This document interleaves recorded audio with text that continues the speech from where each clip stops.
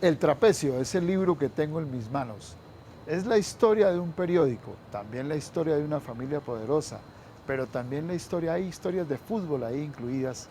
Y precisamente me encuentro con el autor, Mauricio Rivera. Mauricio, bienvenido a Redmas Noticias. Gabriel, muchas gracias por esta invitación. Contento de estar acá en Redmas. Mauricio, ¿por qué escribió esa novela? ¿Qué lo motivó? Pues esta es una historia que llevo como fermentando muchos años. Yo creo que es mi interpretación de lo que es Latinoamérica, de lo que ha sido un poco la historia y la realidad y de Sudamérica, este continente que es tan hermoso, pero también tiene tantos problemas. Y es un poco la idea de crear un pueblo ficticio, pero que dice mucho de la realidad, o por lo menos de mi visión de la realidad de esta tierra que tanto pues, nos da, pero también tantos dolores de cabeza genera. Bueno, uno de los personajes es Samuelito. Hablemos de ese personaje.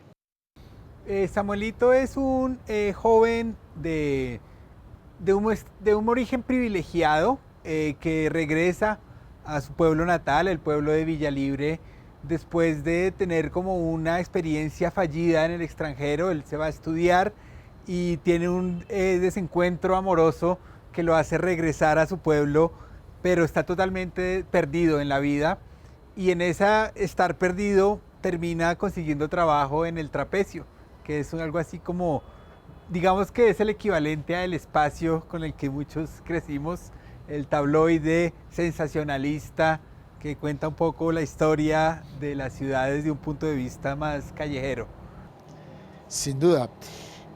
Cuenta usted ahí en el libro la historia de Centauro Bonilla, un talentoso jugador, que además, como muchos jugadores, terminan yéndose a Europa o aspirando a irse a Europa por sumas millonarias, ¿no? Hablemos de ese personaje. Pues el Centauro Bonilla es como la última gran joya de la cantera del Aguas Bravas, que es uno de los dos equipos de Villalibre. Son dos equipos que tienen una gran rivalidad, como suele suceder en Latinoamérica, en Sudamérica.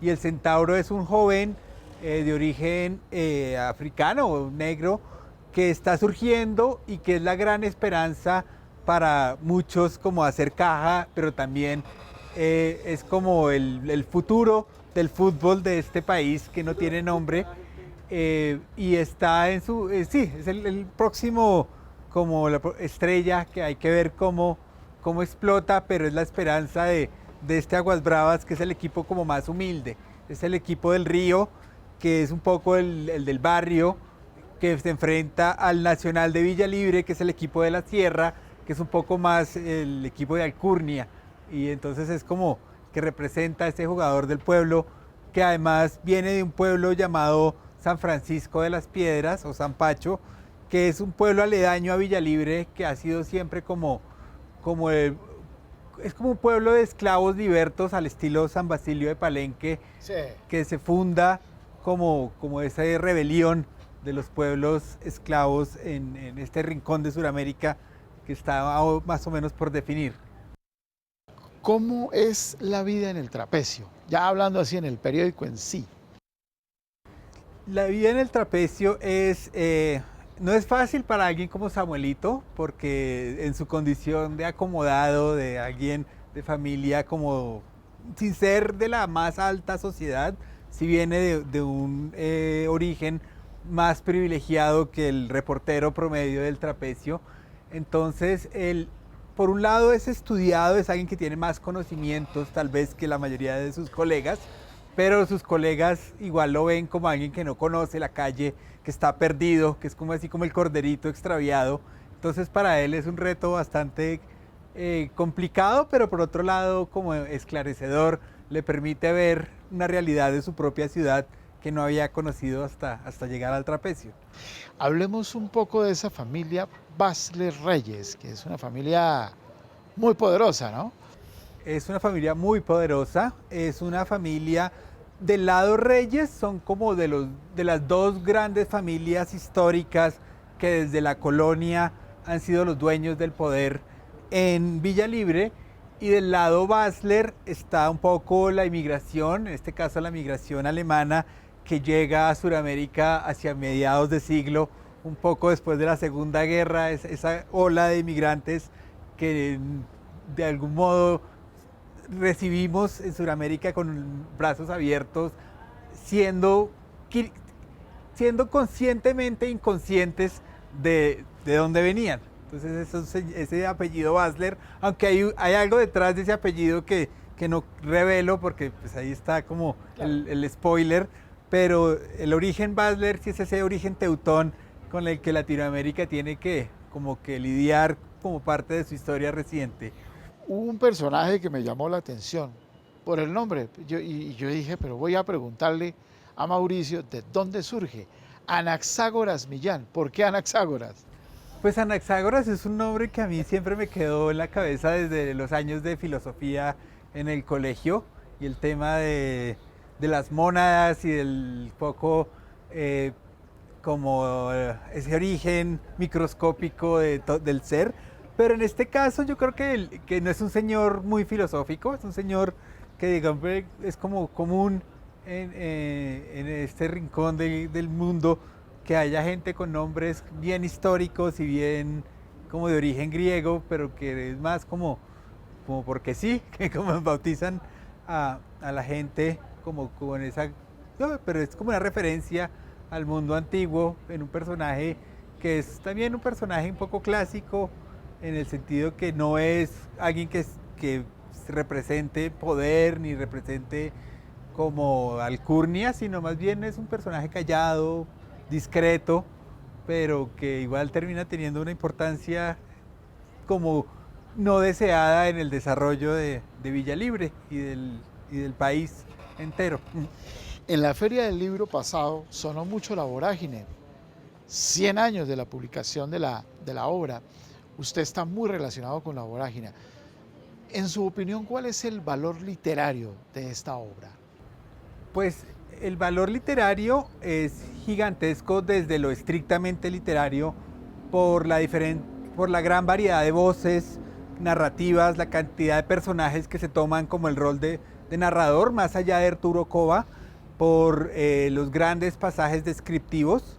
Sin embargo, yo diría que por encima de lo literario, el valor sociológico de la vorágine es la gran denuncia que José Eustacio quiso hacer en su momento de todas las atrocidades que estaban sufriendo los caucheros, la gente que quedó presa de un estado de esclavitud moderna a causa de esa fiebre de oro blanco que fue el caucho.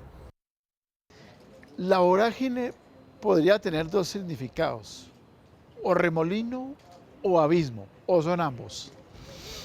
Pues yo creo que son ambos, pero es más tal vez el tema del remolino, viéndolo como, en parte por el tema como central que es el río en la historia de la vorágine y en general en la selva, pues son las arterias que comunican en la selva y de algún modo el río cuando como que termina creando estos remolinos que absorben a los personajes, a la gente, que no respeta como la magnificencia de la selva. Como, bueno, hay un momento específico en la vorágine en que dos indios maipureños se ahogan en un remolino y Arturo Kovacs se queda maravillado de la belleza de esa muerte en medio de su locura, de la locura que le produce la selva. Yo creo que esa es una escena muy importante para darle el nombre a la vorágine, pero también es un poco el círculo vicioso de violencia que se ve reflejado en la historia, como de algún modo también se ve reflejado en la vida de José Eustacio y en la historia de Colombia antes y después de José Eustacio, que repetimos como los ciclos y de algún modo no hemos podido salir del remolino de violencia que lamentablemente pues, nos sigue afectando como nación y como sociedad en Colombia. Como siempre en la literatura está el amor, pero es decir, Arturo Cova encuentra el amor en Alicia y finalmente pues ellos terminan allá, ¿no? Perdidos. Es de alguna manera maravilloso encontrar el amor, pero también es de alguna manera efímero, ¿cierto? Lo es, y yo creo que Arturo Cova comprende el amor, o por lo menos el amor hacia Alicia, no con Alicia a su lado, sino en el momento en que ella se va. y es un poco un amor tóxico, un amor obsesivo que de algún modo es una negación de lo que es el amor ideal que él mismo persigue. O sea, él muchas veces habla del amor ideal, del ideal de belleza, pero en el momento en que tiene a la mujer a su lado, la desprecia, la minimiza, y no es sino hasta que ella se va que realmente la extraña y entra en su locura por perseguirla, pero realmente cuando la persigue es más como por venganza, y el amor no le nace sino también a través del hijo que Alicia tiene en su vientre. Entonces es un amor complicado, por decirlo menos, el de Arturo Cova. José Eustacio Rivera está en su sangre. ¿Qué tipo de cercanía, parentesco familiar tiene usted con él? José Eustacio viene siendo como un tío, bisabuelo, mi tatarabuelo, que era un general de la Guerra de los 1000 días, el general Toribio Rivera, era tío de José Eustacio, hermano de su padre Eustacio Rivera, y bueno, ahí hay otros tíos, digamos que en la familia Rivera hay varias como parejas entre Riveras. Entre Riveras, sí, Riveras, claro. entonces hay otros, y por ejemplo la hermana la esposa de Toribio era hermana de la esposa de Eustacio, o sea, eran dos hermanos que se casaron con dos hermanas.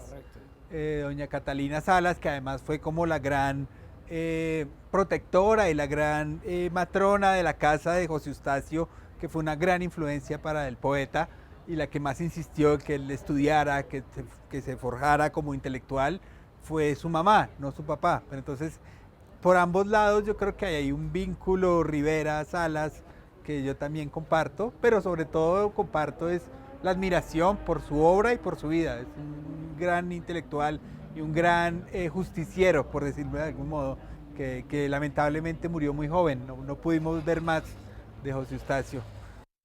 Pues Mauricio, muchas gracias por haber estado en Las Noticias. Es un placer estar acá. Muchas gracias a todos.